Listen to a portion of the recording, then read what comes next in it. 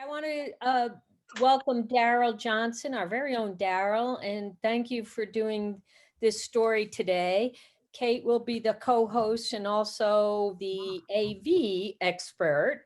So thank you, Kate, for working with Darrell on this, and I know Tim helped also.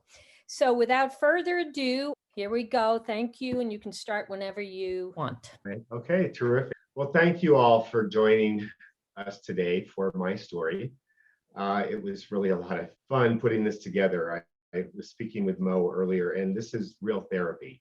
It really is. It's an extremely therapeutic exercise. So I guess since I did go ahead and write enough to fill an hour, I better get started.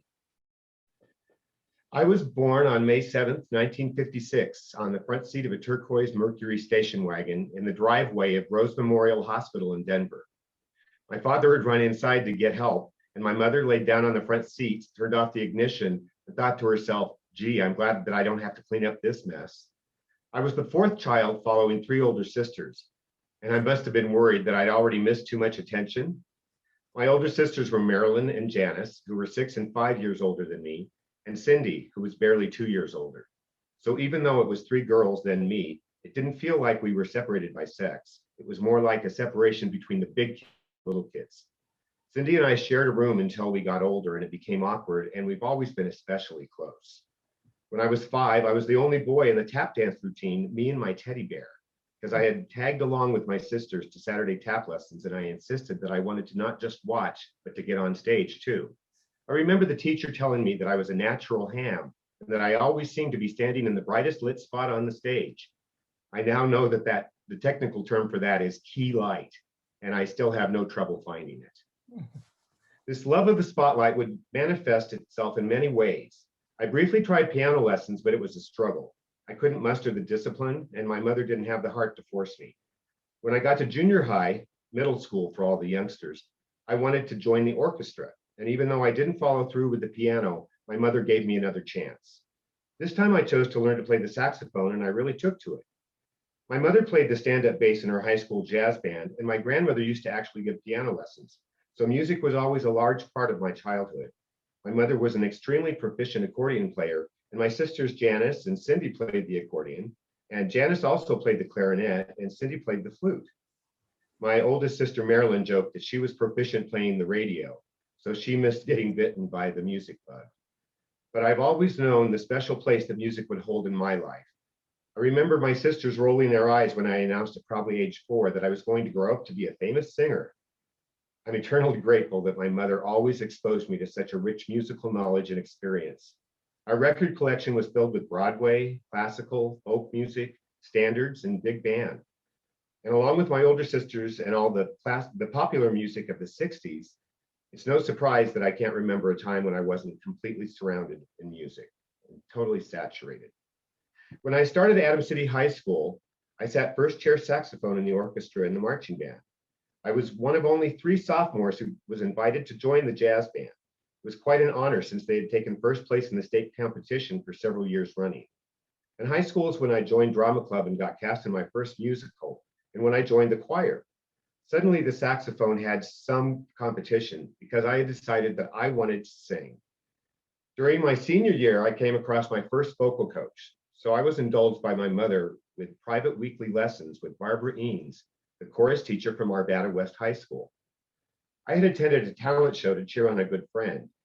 Well, my friend took 3rd place, while 1st and 2nd place went to a couple of vocalists who studied privately with Barbara. I was so lucky to not develop bad habits by having really terrific teachers from the beginning. And my deep love for Broadway became apparent. I was cast in Once Upon a Mattress, Fiddler on the Roof, The Sound of Music, Little Mary Sunshine, My Fair Lady, Lil Abner, The King and I, The Fantastics. And I even got to tap dance again when I played Tulsa in a couple of productions of Gypsy. I graduated in 1974 and then started that fall as a musical theater major at the University of Northern Colorado. I was lucky to get into UNC since I hadn't been diligent in my college applications. My sister Cindy had been at UNC since the fall of '72, so that was a big factor in my decision. And I really enjoyed Greeley and especially loved being out of the house and living in the dorm. It was my first taste of freedom, and it gave me the courage to take a few tentative steps out of the closet. I even attended a couple of GSA meetings at CSU in Fort Collins. I really enjoyed my classes, especially stage makeup and stage movement. And because of a registration mistake, I was accidentally enrolled in the upper class choir, which wasn't available for freshmen. The choir was directed by Dr. Howard Skinner, the brilliant head of the music department, who would later become president of the university. On the first day of class, he asked me who the hell I was, and I told him it was a registration mistake and that I was a freshman. He told me that I could fix the mistake later, but to stick around if I was prepared to sing. During class, he led us through some pretty tough exercises and scales, and he didn't hesitate to single people out for criticism or praise. When class was over, he took me aside and told me not to bother fixing the registration mistake. But the freedom of living away from home for the first time was hard to handle.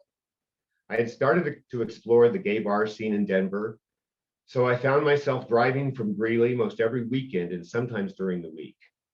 I wasn't staying at home most times when I came to Denver, as I had discovered, much to my surprise, that I was quite popular with the boys.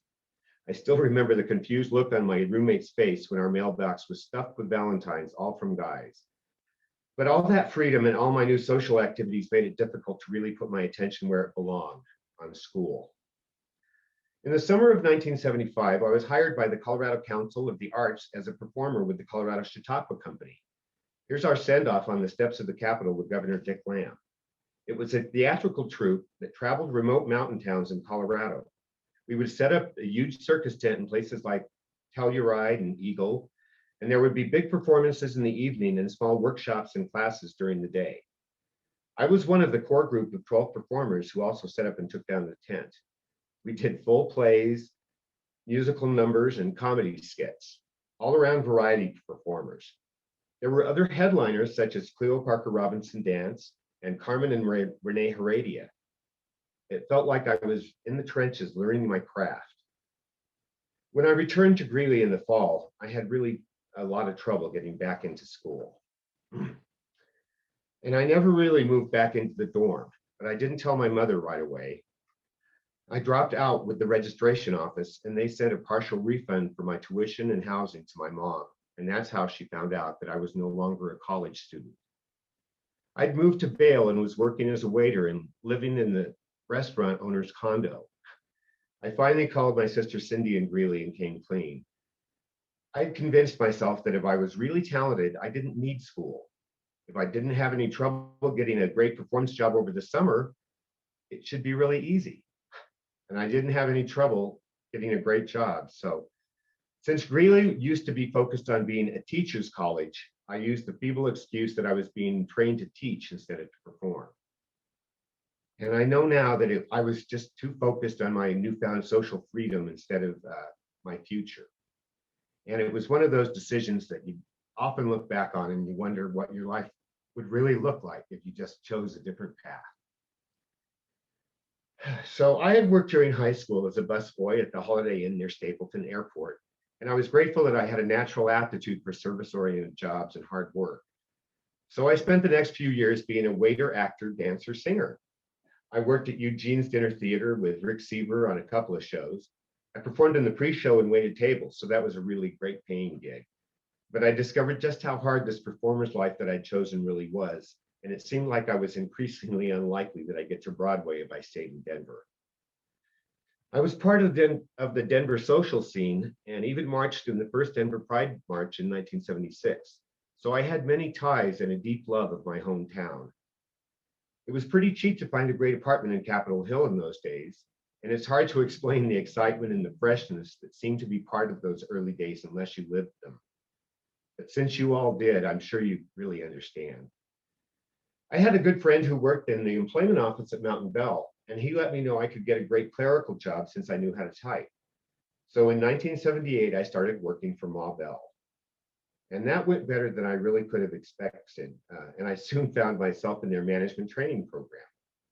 I became a supervisor at the 53rd and Zuni building, and it's the big building on the hill with the huge microwave towers. I was in charge of the distribution center, which is basically the loading dock, shredding of all the sensitive documents and billing records, and the stationery supply room. I coordinated purchasing of all the paper to print all the phone bills in Colorado and Wyoming. Every one of my employees was older than me and had worked for the phone company longer than I had. So I encountered a lot of animosity on that job, and I asked for a transfer back downtown to do clerical work again. I discovered a group called the Mountain Bell Singers, and it's made up of employees of the phone company, and I quickly joined.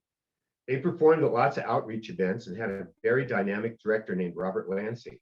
Robert had a history with the Metropolitan Opera, and I started studying privately with him. He got me a job as the soloist at South Broadway Christian Church to help pay for my lessons. And it was 1980 that I joined the Rocky Mountain Singers. It was a gay and lesbian chorus that actually predates the Denver Gay Men's Chorus. I still have the t-shirt, but that's the only real proof that I have that they even existed. The Mountain Bell Singers were planning a tour through Russia, and Robert wanted to feature me in the performances. So I had many reasons to stay in Denver. But I visited New York City in the fall of 1980, and I just knew that I had to live there. So this was before the breakup of the monopoly of the phone company, so I was able to get a transfer to New York Telephone. And on February 14th, 1981, I arrived in New York City with my Fiat Spider, trailed by a U-Haul. Yeah, I had met someone from New York City at the ballpark bathhouse the previous fall. His name was Bob Bruno, and he worked for Natural History magazine, which is published out of the famous Museum of Natural History on Central Park West. While that's pretty cool, where Bob lived was even cooler. He was part of a huge Italian family who lived in a place called City Island. While City Island is part of the Bronx and technically part of New York City, it's a tiny island in Long Island Sound that has one two-lane bridge onto and off of the whole island. It's very close to New Rochelle, where Bob and Laura Petrie lived during the Dick Van Dyke Show. And Bob's family owned the biggest house on the island where his mother lived. But he lived in a small two-bedroom house directly on the water, and I became his roommate. It was an idyllic place that even had a view of Manhattan in the distance across the water, but it was a long drive and an even longer bus and subway ride to get into Manhattan. I met some really wonderful New Yorkers through Bob, and it was at his house that I met Chuck Hettinger, who would become so important to my future in New York. When I arrived in February, it was off-season on the island, and it was inhabited by the residents only.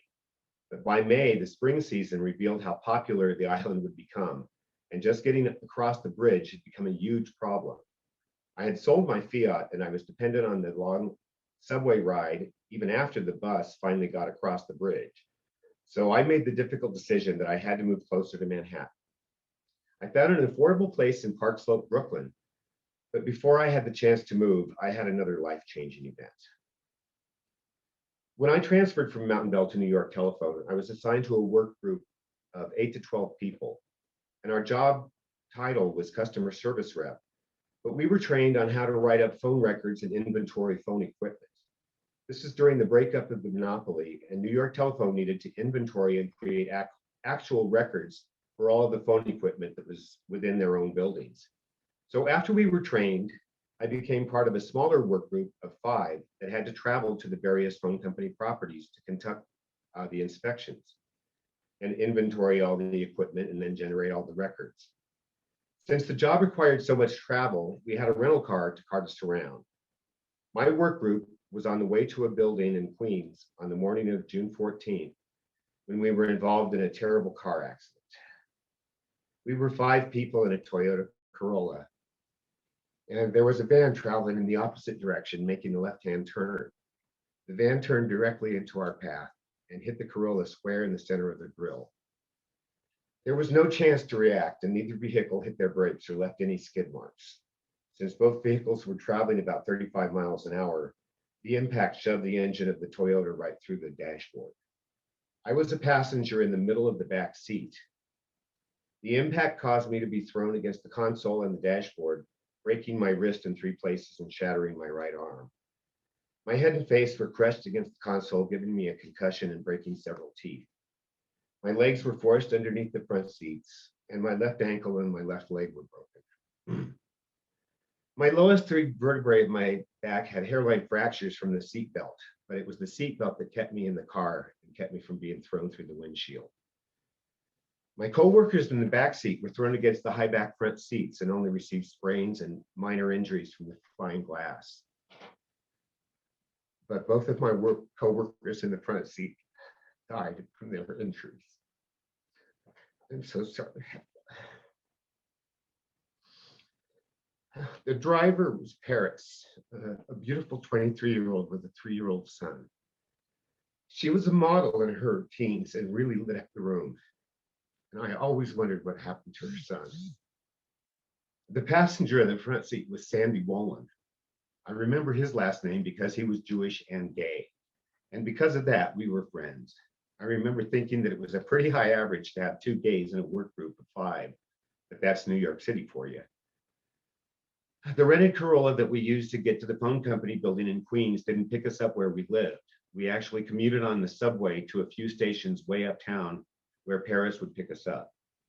Sandy was the first to get picked up on that June morning, so he was sitting in the front seat. When I got picked up later, I ended up in the middle of the back seat. I argued with Sandy that I should be in the front seat since I was 6 feet tall and he was only 5 feet 4, but he wouldn't budge. And I always wondered what would have been different if I had insisted. Since I was so much larger than him, I convinced myself that I would have survived if I had been in the front seat instead. And the guilt of surviving would haunt me in ways that I'm really still struggling to understand. I remember in the emergency room that they kept asking me what color my eyes were. My pupils were so expanded from the concussion that they had no irises. I remember that they kept asking me for a phone number to contact my mother and that I wouldn't give it to them. I wanted to call her myself to deliver this kind of news. I'd only been in New York City for 4 months, and I had just almost died in a horrible car accident that killed 2 of my coworkers. I needed to let her hear that bad news from me and not from some well-meaning nurse. And I knew what her first reaction would be. Well, isn't it time to come back home? But I had already decided that I wasn't going to go back home to Denver. I felt like I was in the right place, and I wanted to stay in New York and make a go of it. So I had surgery performed on my right arm to insert a metal plate with 4 bolts. My femur was shattered over the gear shift, and my right arm would have healed shorter than my left without the surgery. But back then, they removed hardware, so the plate and the 4 bolts were taken out a couple years later. I moved into the studio that I'd found in Brooklyn, but it was still a subway ride from Manhattan, and I was spending most of my time with Chuck.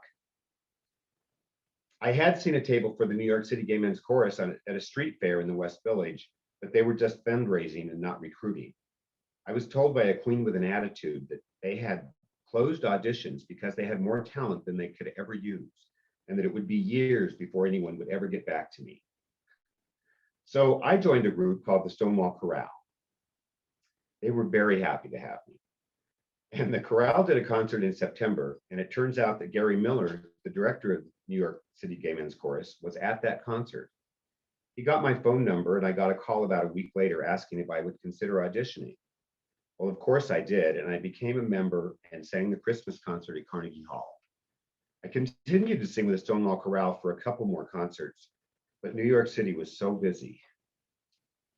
After a six-week recuperation from my injuries, I'd gone back to work with the phone company, but it was a struggle. They seemed to treat me like damaged goods after the accident, and they even gave me a hard time about the time I needed away for doctor's appointments or chiropractor appointments. And I had started to have nightmares and extreme guilt over being a survivor of the accident.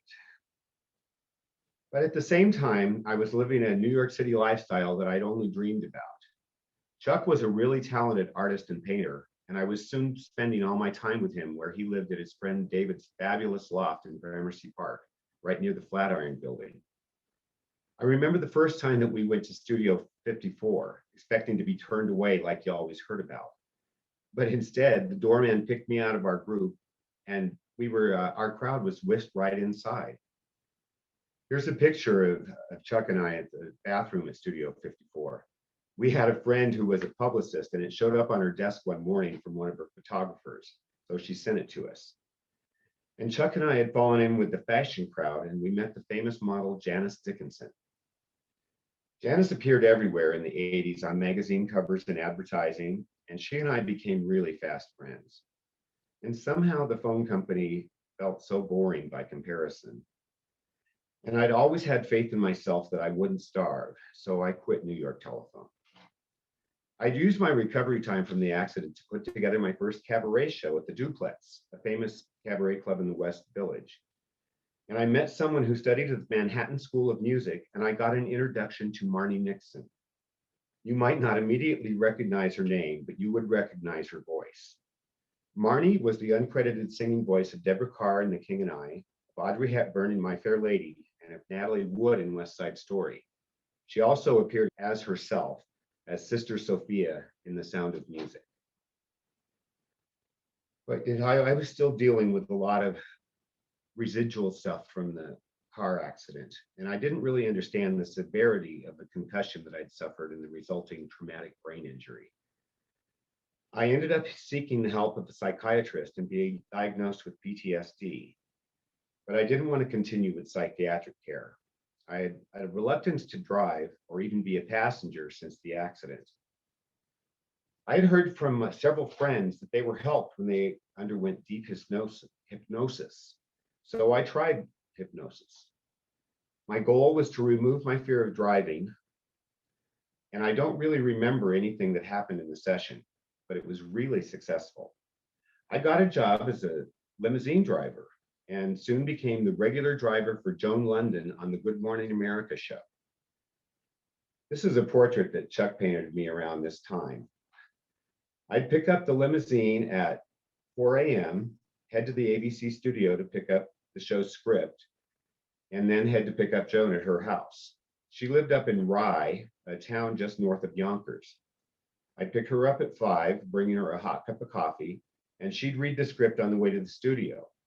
I'd drop her off around 5:45, and then I'd get a list of all the guests that were on the show that day and where I'd be picking them up. I wasn't starstruck for very long.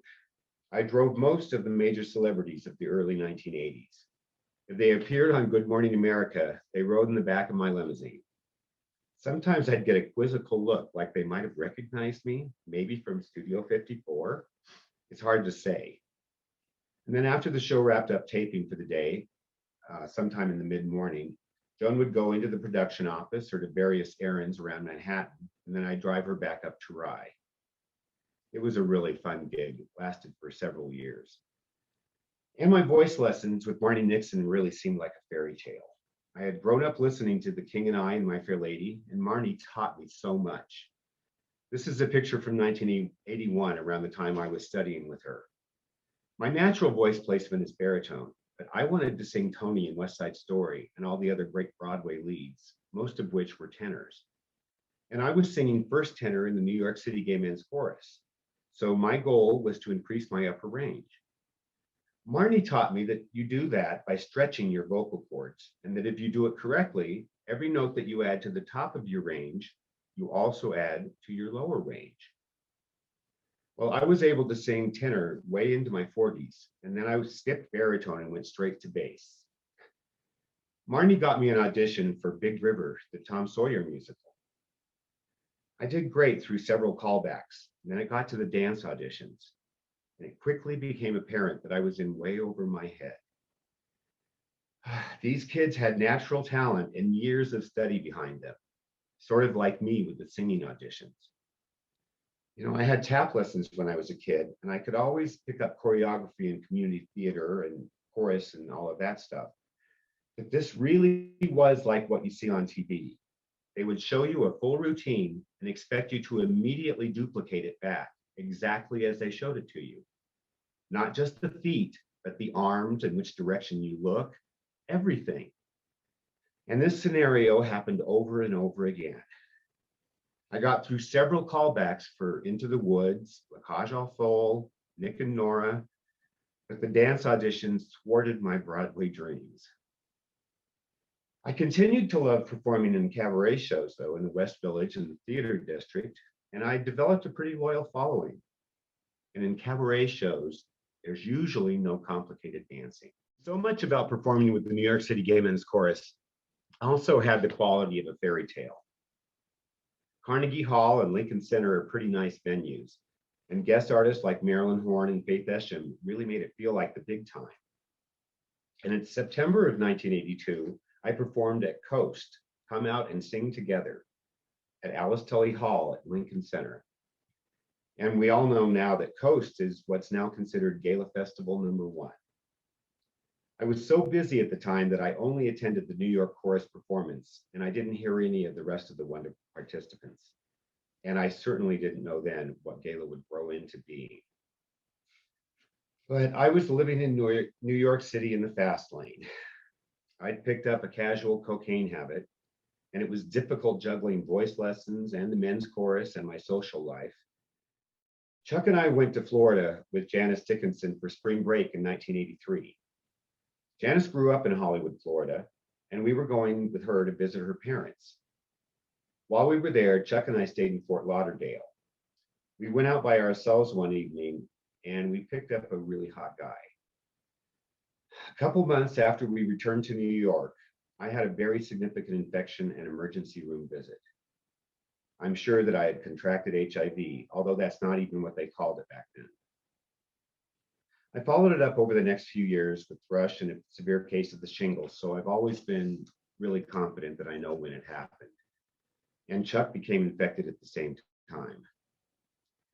Janice held my birthday party at her place when I turned 27. And I remember this photo shoot from her book really well because Janice brought home the Polaroid pictures and gave them to me. I often spent the night in the small extra bedroom at Janice's apartment just off Central Park West behind the Dakota building. One morning, I happened to catch a naked glimpse of the man Janice had spent the night with. It was Bruno, the bartender from a club that we hung out at called Kamikaze. But you might know Bruno by his real name, Bruce Willis. And Janice is one of the many women who has accused Bill Cosby of rape. And I can absolutely verify her accusations against him. We had a very specific conversation about all of it, along with photos of them together. I got several jobs working for catering companies at fancy events at museums with loads of celebrities, and I started to lose my ability to keep up with all the parties. I didn't see Janice much anymore, and I got a regular waiter job at a really trendy restaurant in Tribeca called the Odeon. Robert De Niro would always tell me, "Call me Bobby," whenever I'd call him Mr. De Niro. But all these distractions kept me from singing every concert with the New York City Gay Men's Chorus. I would always make the Christmas concert at Carnegie Hall, and I was cast as one of the male leads in their fully staged production of Boy Meets Boy, a charming off-Broadway show written in the old romantic style, just with two leading men. I didn't get to travel with them to Gala Festival #2 in Minneapolis in 1986, but I remember the raves from all the guys when they returned. They kept talking about this first female chorus to participate, this amazing group called the Denver Women's Chorus. I was so proud. And I especially enjoyed the tribute concert that Men's Chorus did at Lincoln Center called Sondheim Tonight. We performed a song called Make the Most of Your Music that had been written for the London version of the musical Follies. We got the choral arrangement very late in the rehearsal process, and we never had the chance to rehearse the opening verse. Well, the opening verse is a takeoff on the Grieg piano concerto, so it's written very formal and operatic, but the lyrics are very comical. I asked Gary Miller if he'd consider letting me do the opening verse as a solo, since the full chorus had no time to rehearse it, and he said yes. Stephen Sondheim was in the audience that night, and I actually got to meet him at the after party. I had always imagined having the chance to sing for Stephen Sondheim and what I would want to hear from him. I thought I wanted him to tell me what a beautiful voice I had, all the same things that I'd heard most of my life. But instead, he took my hand and looked me deep in the eye and said, "I'm so glad you had so much fun with it. We all did." I stood there completely speechless. Stephen Sondheim had just told me that I got him. It was so much more than I'd ever expected and so completely different that I was just totally dumbstruck. Well, thankfully, Gary Miller took over. By the late 1980s, I'd already had many of the opportunistic infections common with AIDS, including a wicked case of the shingles. I was working with Chuck in his decorative painting business, and we were quite successful. Chuck has been featured several times in Architectural Digest and Elle Decor and Martha Stewart Living. But my almost 10-year relationship with Chuck was beginning to cool. We had partied and drugged our way through the decade, and Chuck was kind of ready to try life without the cocaine. But I guess I hadn't gotten there yet. And in 1990, I found a dark purple spot on my right arm. And I knew immediately that it was Kaposi sarcoma, a rare skin cancer that was common among full-blown AIDS patients. I had never even had an HIV test. Chuck had had one, so I knew what the results would be. And the only therapy available at that time was AZT, a really toxic medication that was being prescribed in huge doses. And I'd seen too many of my friends wither away and vanish on AZT, so I was never interested. But I also knew from experience with friends that when you get a KS lesion, your time is up, usually in 18 to 24 months. So I got the biopsy, and the doctor wrote out a diagnosis and a course of treatment that wrote out in black and white that I had an expectation of 18 months until I would be an invalid, and 24 to 36 months until I would be dead. I took that diagnosis to Social Security, and I was approved for SSI benefits that same day. I didn't travel to Gala number 3 in Seattle in 1989. It was with very mixed emotions that I missed festival number 4 in Denver in 1992. But I was in a pretty self-destructive frame of mind at the time. I wanted to visit Denver, but I was scared. I had outlived my diagnosis, but still had the feeling that my days were numbered. I took a trip at Christmas 1992 to visit my sister, Cindy, and my brother-in-law, Mohammed, in Istanbul. Cindy and Mohammed met when she was attending graduate school in Fort Collins back in 1997, and they had been married since 1982.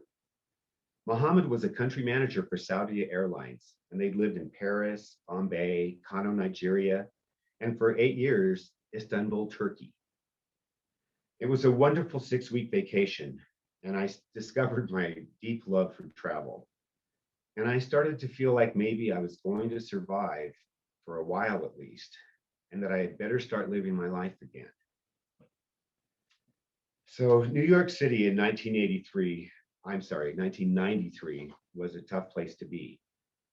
Because of singing with the men's chorus, I could sing at several memorial services every week. Chuck and I still worked together, but he had gotten on with his personal life. I was invited when he married Frank, but I couldn't help feel like I was on the outside looking in. I hadn't really moved on yet, and I was convinced that I had lost the love of my life and that I'd spend the rest of what time I had as a single man. There were still amazing New York specific things that happened. I was cast in an ensemble cabaret show called Push My Buttons. It was an all original material show with about all the different kinds of New York things that can particularly get under your skin. The real star of the show was a woman named Lena Katrakis, who's still one of New York City's premier cabaret stars. The show was nominated for an award from the Manhattan Association of Cabarets and Clubs, or what's called a MAC award. We didn't win, but like they always say, it was an honor to be nominated. I was part of the festival chorus for Unity 94, Gay Games 4, and sang in Yankee Stadium for thousands, including a recently out Greg Louganis. A select few members of the New York chorus were invited to be guests at Joan Rivers' Christmas party in 1994, and I was very honored to be among those invited. It was at her fabulous Upper East Side townhouse, and it actually had a 2-story living room. We weren't just the entertainment, we were part of the full seated dinner beforehand, and we were invited to stay and party after with all of the guests. Just imagine a piano bar with Phil Spector at the keyboard and Darlene Love and Mary Wilson singing harmony. It was really quite a fun event. I was finally persuaded to return to Denver in the summer of 1995 when my sister Cindy organized a big family reunion. I met nieces and nephews that I'd only heard about, and I was more homesick than I had any idea. When I returned to New York, I almost immediately made plans to move back home. Some of my friends in New York were concerned that I was going home to die, but I knew that I was going home to live. Cindy and Muhammad had purchased a condominium in Denver at 7th and Pearl in the mid-'80s, but they were living overseas in Istanbul. So I moved into the condo. I auditioned and attended my first rehearsal with the Denver Gay Men's Chorus that first weekend. Barry Oliver was the director, and in the spring of 1996, we prepared for Gala Festival 5 in Tampa. It was an amazing experience. We even traveled through Atlanta on our way home and performed at the Gay Outreach Center at the Olympics. But while I was away, Cindy moved back home. And I had returned from New York with some of the bad habits I'd picked up along the way. I still had my cocaine habit, and I was quickly burning bridges with my family. Cindy asked me to leave, and I suddenly found myself living in a tiny studio with no money. That's because I would pay my rent, then spend what I had left on drugs during the first week of the month, and then be totally broke for the rest. It only took a few months of that for me to finally say enough. While living at Cindy's condo, I had watched the construction a few blocks away at 10th and Washington. They were building Chesney Kleinjohn Apartments, a beautiful new place specifically built to house people living with HIV and AIDS. I missed the first sign up, but 6 months after they opened, I moved into Chesney Kleinjohn. It was February of 1997, and I immediately went cold turkey with my coke habit. And the combination of the fresh start and finally feeling like there was a light at the end of the tunnel must have really done the trick, because I've been cocaine free ever since. I decided that I was going to be a productive member of society with whatever time I had left, and I soon joined every chorus that would have me. I joined Harmony, but continued to sing with the Denver Gay Men's Chorus. And I also started volunteering for a TV show called The Lambda Report.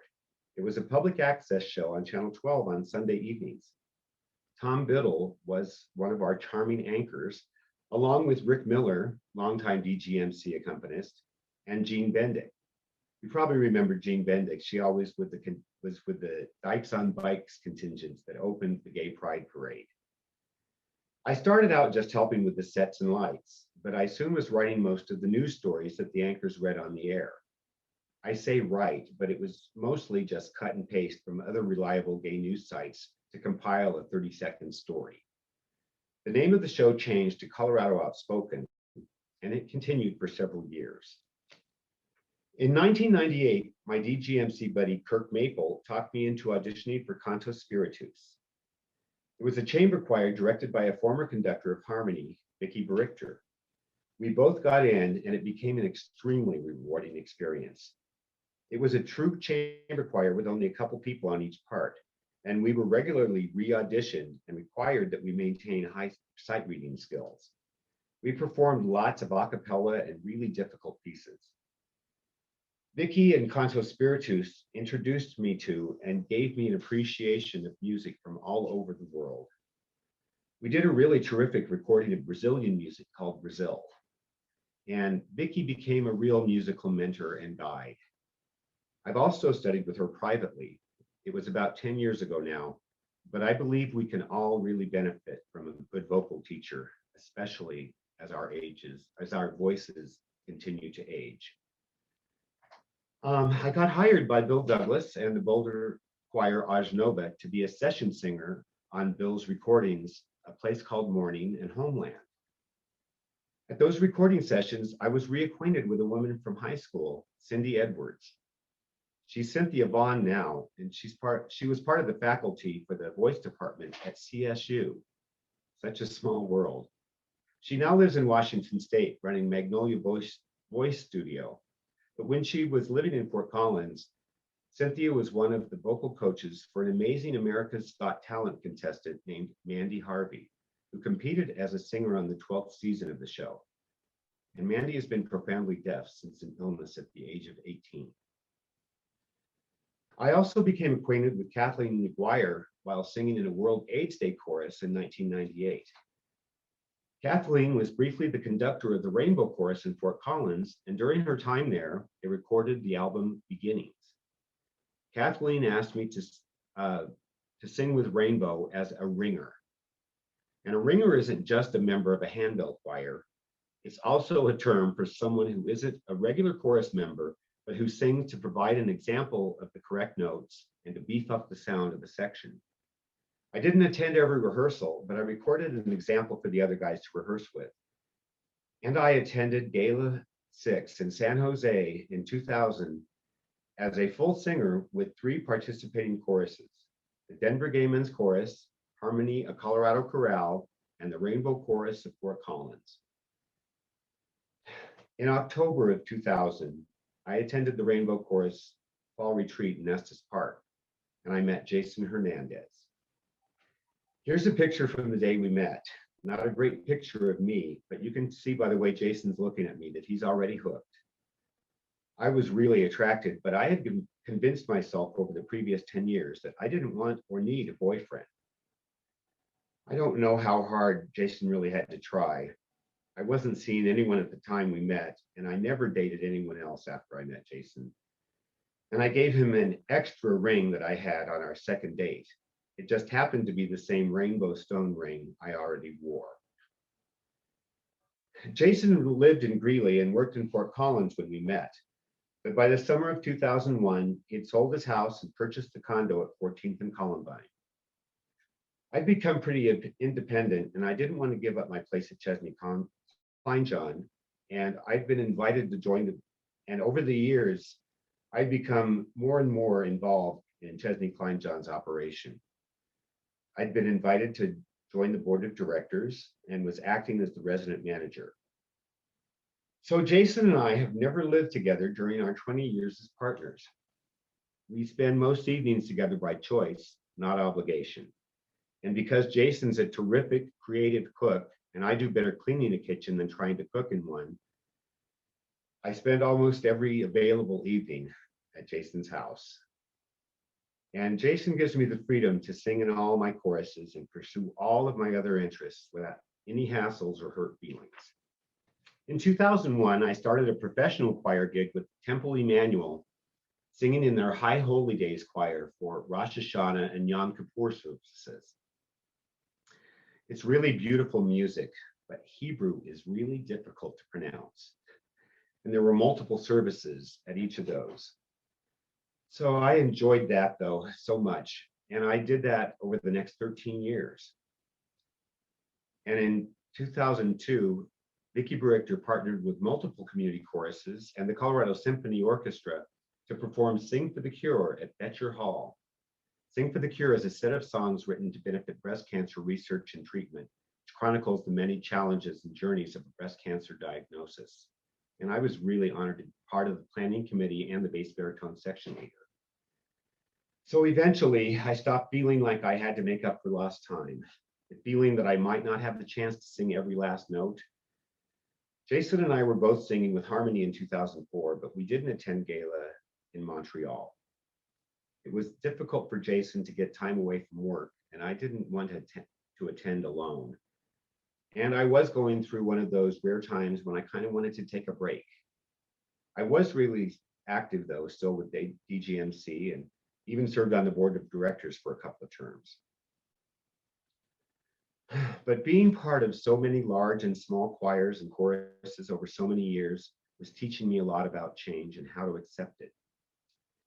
It's hard to remember all the dates and faces and order of things when you're asked to put together a story like this, because you have to try and remember all the changes without it breaking your heart every time.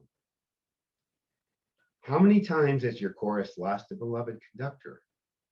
How many times have you gotten really comfortable with your place in your chorus and your place in the world being totally in alignment?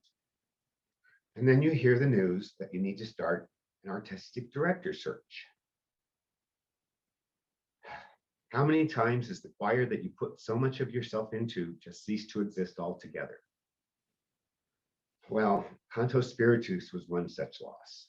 After many wonderful years of music, it just wasn't sustainable. But I did continue working with Dr. Vicky Berichter, as she'd gotten her degree now, as the section leader of the Mile High Church Choir at their mega church out in Lakewood. It's a huge non-audition choir, so there were all levels of ability. But we performed all of our music memorized. I loved the challenge of working with singers who couldn't read music, and some who even had trouble finding pitch. I used what Marnie taught me about not needing an accompanist and to trust myself to teach a song. Marnie always told me that I just needed to trust myself. I'd use a pitch pipe, sing the part to the guys, and make them sing it back to me. It was easier for them to match the pitch of my voice than the pitch of the piano. I did that choir for about 8 years. I did attend Gala Festival 2008 in Miami, and I am so glad I did. I really got back in touch with what the Gala experience is. You know, it's always my chance to catch up with all my New York City friends, even if it's only every 4 years. And I became increasingly more appreciative of just what it was that Gala is all about. All the new music, all the new friends, and all the love. In 2009, I saw that a touring production of My Fair Lady was coming to Denver, and that Marnie Nixon was playing the part of Henry Higgins' mother. So I called the theater and left a message, hoping that Marnie would remember me. She called back right away, and we made arrangements to meet for lunch. I had some trepidation, considered my unfulfilled Broadway dreams. I had very conflicted feelings about that time. When I first came back to Denver from New York, I got a lot of questions about what I did while I was there. Almost everyone asked, "Were you on Broadway?" I had occasionally exaggerated my experience and lied that I was in the chorus of the shows that I had only made callbacks for. I was always ashamed that I hadn't done more, so I was a little apprehensive to see Marnie. But it couldn't have been a better experience. We went to lunch and then came back to my place. I gave her a scarf that my mother had made. Marnie was so incredibly interested in what I'd been up to since the 80s, and she was genuinely pleased with how important music had always been and continued to be in my life. I expressed some of my regret about not accomplishing more of a professional music career. Marnie told me that a professional career isn't all that it was cracked up to be, and that there are many sacrifices that are part of that bargain, and that she envied what I had put together for myself. I attended My Fair Lady at the Buell with my family, and Marty invited us to meet her backstage. And I still get tears when I read her description to me in her autobiography. To Darrell, what a treat you are. Keep singing and enjoying your charmed life. Love, Marnie Nixon. Well, I realize now that I kind of skipped over another really fun musical experience that happened along the way.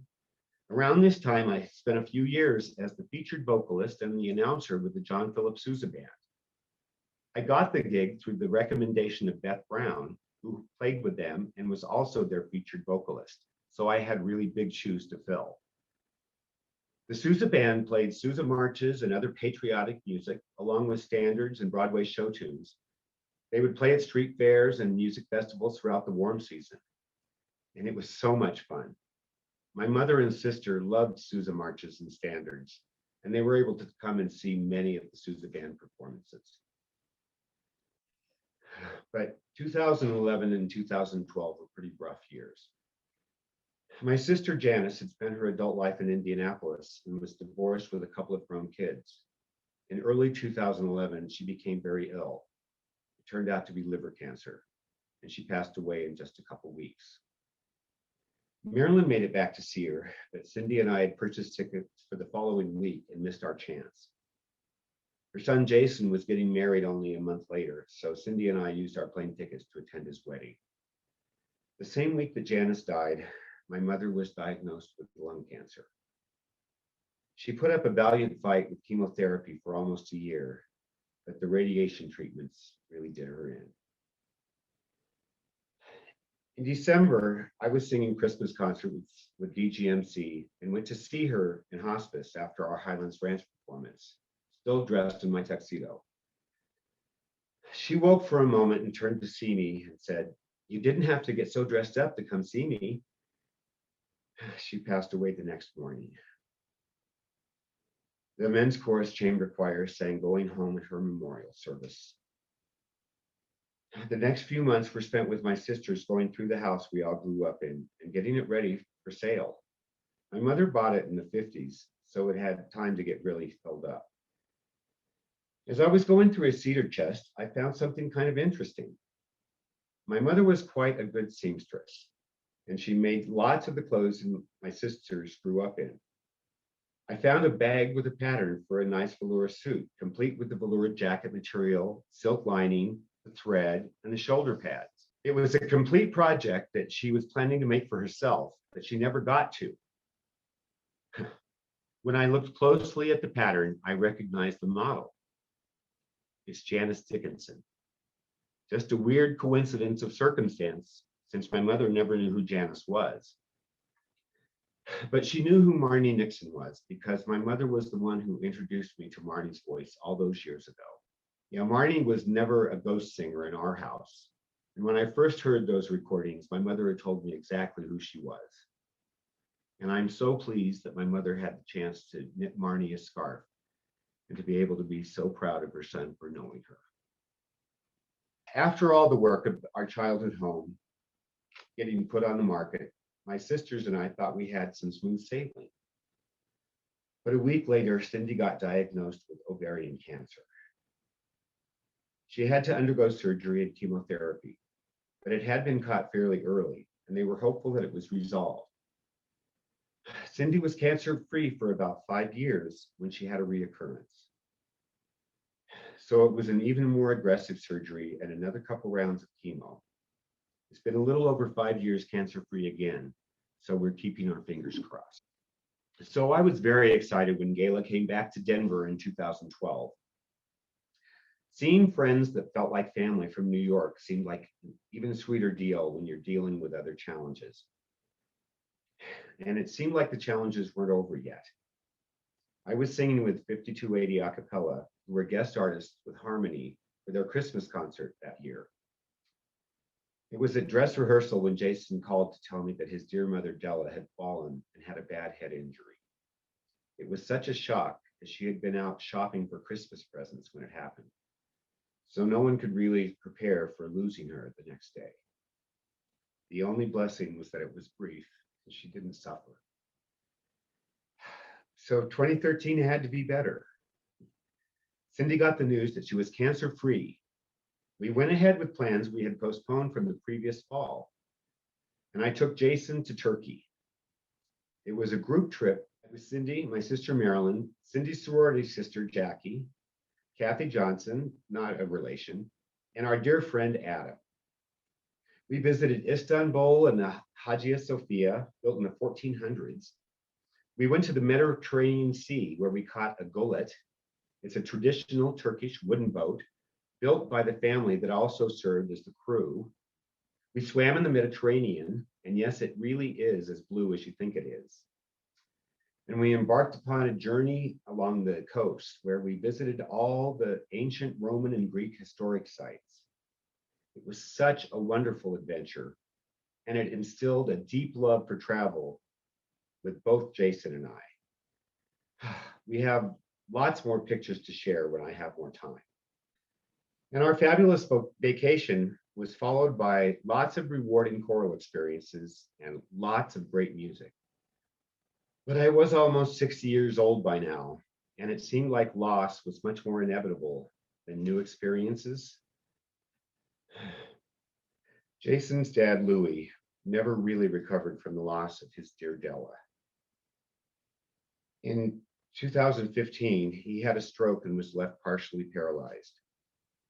Jason spent months dealing with his brother and sister and the nursing homes and feeling like his dad wasn't really being taken care of. So we spent many, many hours ourselves, and they were wonderful, rewarding hours that I am very grateful that I got to spend taking care of Louis. But on July 4th, Louis passed away. And because I hadn't been able to sing with the Sousa Band for most of the season, and especially on July 4th, my performing relationship with the Sousa Band ended as well. But in 2016, Gala was once again held in Denver, and I performed with the Denver Gay Men's Chorus. And it was really great having Gala in Denver for 2 festivals in a row. And there was talk that Denver might be the permanent home since we had such great facilities and accommodations. But it was announced that next Gala festival would be in the fabulous city of Minneapolis in 2000. In 2020, how exciting. But back to 2016. In 2016, Jason and I once again visited Turkey, this time with Cindy and our good friend Nancy, the blonde on the right, who she's known since college. I sang at Nancy's daughter's wedding. And the other couple is Bob and Krista Maurice. Cindy and I went to high school with Bob. We visited Istanbul again, and then we traveled to the Cappadocia region in the interior of the country. It's where Star Wars was filmed, the first one. It used to be a seabed, then a volcano erupted, and then it was a seabed again, and it left the most interesting rock formations. And you can carve right into it. Entire populations would disappear into underground cities to escape from conquerors. There's a reason Turkey and the surrounding region are called the cradle of civilization. The start of almost all recorded human history started here. If you're looking for a travel adventure, I can't recommend it more highly. When we were there in 2016, it wasn't long after Istanbul had a bombing in their airport and an attempted military coup. The political climate has made it a less attractive place to visit. And we encountered many mostly empty tourist restaurants and other accommodations geared for the American and European traveler when we were there. I sincerely hope that it can be like it once was again someday. So I would love to go back to Turkey again someday. But in 2017, I asked my good friend Tim Wilson to join the team for Chesney Kleinjohn Apartments in the annual AIDS Walk Colorado. Chesney Kleinjohn is a partner agency of the event, and we get to keep a percentage of the funds collected on our behalf. Tim had recently established the Mariposa program for LGBTQ outreach at the Althea Center for Spirituality, and he wanted to fundraise at Althea during the Sunday services. So I went to represent Chesney Kleinjohn. It changed my life in ways that are still unfolding. I started attending weekly services. I could see that the beautiful but aging structure was in need of my help, so I started doing projects. This is the door to the courtyard where I painted the flower of life. I was asked to become the Sunday song leader, and I became a member of the board. And now I work as the building's manager. And Jason also attends services every week and runs the sound system. So Althea has truly become our spiritual home. And I really can't thank Tim Wilson enough. In 2018, I had the great pleasure of being the opening voice of the Singing for Our Lives flash mob, organized by Carol White. We opened the event at Denver Center for the Performing Arts Galleria, and then headed to the 16th Street Mall for a rally and sing-along. It was sponsored by Indivisible Colorado. But that same year, Jason was diagnosed with type 2 diabetes. I came very close to losing him. And if I had gone to my DGMC rehearsal that evening, instead of insisting to him that I take him to the emergency room, I might have lost him. We're lucky that he's doing great and keeping his numbers in check. And he's such an inventive chef that he's turned it from a chronic illness into an adventure. And he really enjoys all the fun recipes and the substitutes. In 2019, I got a job offer from Vicki Berichter. She was now conducting the Boulder Chorale. The Boulder Chorale is a really fine group that has a large and strong women's section and a very talented but small in size men's section. So they hire ringers, extra singers, to augment the sound of the men's section and to keep up with the women. Vicki wanted to hire me as one of these ringers. I was still singing with DGMC at the time, but I took the job. There was one performance day where I did an afternoon concert in Boulder with the Boulder Chorale, and then I drove to Brighton to perform with the Denver Gay Men's Chorus for their evening concert. Now, I'm a multiple chorus kind of guy, but that was too much even for me at my advancing age. So I made the very difficult decision to drop out of DGMC and to continue singing full-time with the Boulder Chorale. But that decision is what made it possible to finally accept the invitation of Carol and Judith and Mo to join the Sage Singers. And I can't begin to say how much I've enjoyed accepting that invitation and how much I look forward to all the adventures to come.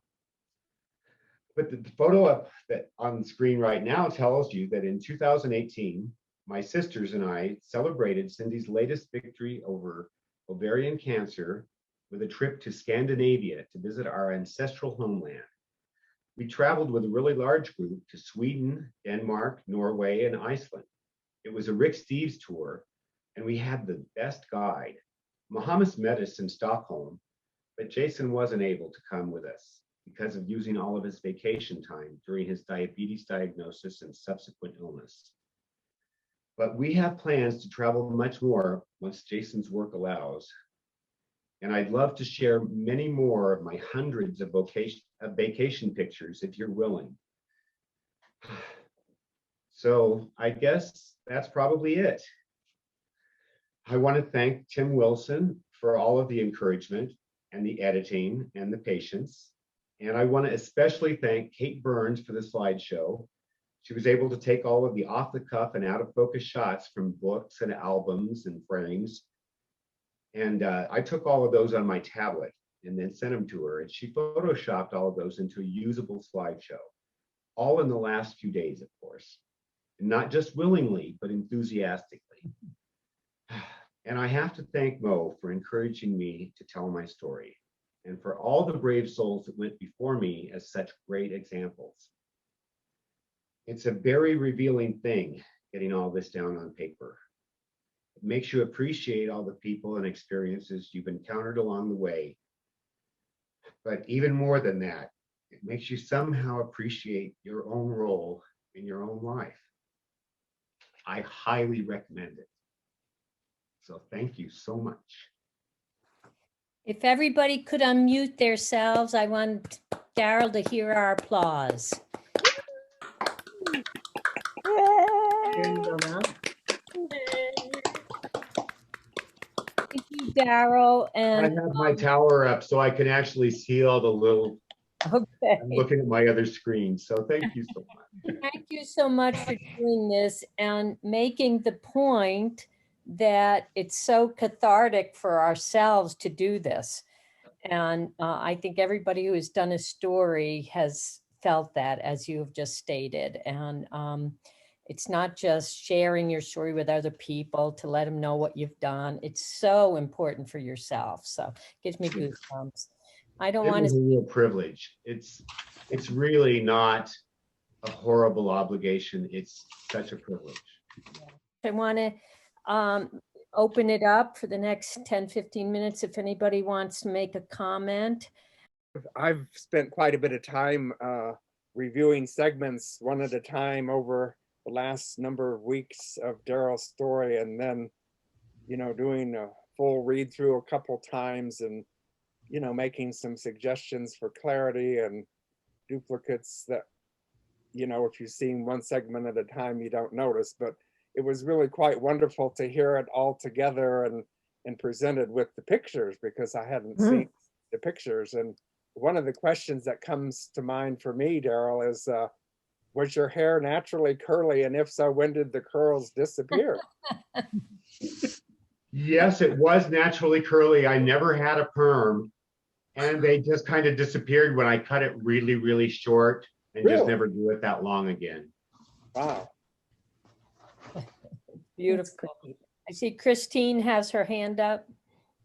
Darrell, I just wanted to thank you so much. What an amazing story and life that you've had. And you've just done so many really interesting things. And thank you for sharing it and just, being so authentic with all of us. It's a real privilege. Yeah, it's really easy to share the triumphs. The bumps and bruises were a little harder, but Yeah. being honest with yourself is the first step. And I can't believe I'm a year older than you are. I would say the other thing that I especially appreciate, Darrell, is the willingness to be so vulnerable about the challenges in your life, and we see, higher incidences of drug and alcohol use in our community, and I think part of the healing is actually letting that out and sharing that, and so we can start individual and collective healing around those issues. You have to forgive yourself first. Right. Sorry. I see Edie McDaniel and then Deb Nolan. So Darrell, I just am impressed that you raised the bar so high on survival and what it takes to say yes to life on every turn, and how you made some very intuitive, well-tuned in decisions. And you did that from a well of experience that nobody would wish on you. And yet you also filled that well with glorious singing opportunities. And it's an honor to be in the same chorus with you. That's beautiful, Edie. Yeah, And here, I here. think all of us can share that sentiment. Thank you, Darrell. Thank you. Deb Nolan. Yeah, Darrell, thank you so much for sharing all of that. What a colorful and deep life you have led, and I'm so impressed with all your depth of your musicianship is amazing. Yeah. But I want to let you know that my first car was a red Fiat Spider, and and I play with the Sizz Band. Oh, Right. Oh, I'm sure we're all thinking whoever speaks and, comments to Darrell, I see everybody's head shaking. We're all thinking the same thing. I see Tom Biddle. Hey, Darrell, I was in Dr. Skinner's choir at UNC as well, a little bit after you, but I graduated high school in '76 and started that fall. So I don't know if you were still there, but so you were gone by then? Okay. Now that's when I started UNC, and I was in his choir for about 3 years. He was quite a great director, I thought. Yeah, absolutely. I see. Kate. Kate Burns. Yeah, Darrell, I just really appreciated this process and getting to know you through this. We had lots of emails together and things, and just that you shared so openly, and all the beautiful images that you have going along with your story, I think was such a wonderful way to really engage us. I just want to honor the work you put into this. All of you who have done this. It takes a lot of time, and it's like a sacred thing almost, because you're lifting yourself up, and you lift us up with you by sharing. Thank you so much. That's very well said, Kate. Very well said. And I agree. Darrell, how long did it take you? Were you working on this? I know we scheduled it a couple of months ago, at least. Did you? Yeah, well, I have a pretty full plate. Being on the board of directors, the Althea Center recently lost our spiritual director, Dr. Jonathan Ellerby. And that's taken me a lot of time away. And also I managed the building, and we opened the building for April 4th for Easter with the Queen City Jazz Band. It was really a terrific success. But both of those things took a lot of my time until this very last week. This last week, this was my primary focus. But, I would, over the last couple of months, I would try and put at least 2 or 3 evenings a week into about an hour or an hour and a half of composing this story by story by story. Yeah. So that's really about the only way to really do it, because that will correct you in your timeline as you go and that kind of stuff. So that was really kind of my process. So pacing yourself and not trying to do it all at once was really important, because as you compose things come up during your off time. So you need to not try and do it all at once. If you try and do this all at once, you will forget things, because after you've composed a small segment, before you compose the next small segment, you'll get clarity on what you just composed. Plus, it brings up a lot of emotions. And on a positive note, I think those of us who have done our story realize, oh my gosh, was that my journey? I mean, yeah, we've all put a Very lot of revealing. effort to our So lives revealing. to come out the other side. And, we've all been through experiences that are different than everybody else's, but challenging. And we have persevered, every one of us. So.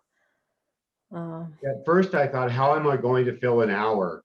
And then it became, what do I have to leave out? Yes, yes. All right, ladies and gentlemen, thank you again, Darrell, and for such an inspiring, wonderful story. And we love you, and we love everybody, and have a good week. And I understand, are we supposed to get snow the end of this week? Yeah, midweek even. I'm going to stay here in San Diego. Good call, Mo. Good call. All right, love you all. Have a good Thanks. week, everybody.